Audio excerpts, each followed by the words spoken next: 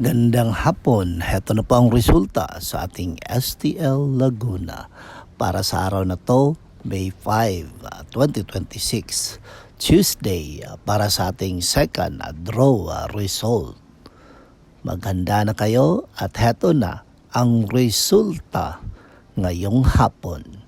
At para naman po sa ating STL Laguna second draw result, ang resulta ngayong hapon ay ang numerong ito. Sa lahat ng mga pasaway at manluloko dyan, huwag nyo nang hintayin na kayo'y makulong dahil hindi nyo lang alam kung gaano kahirap ang mabilanggo. Okay? Don't forget to subscribe. Purple Green TV.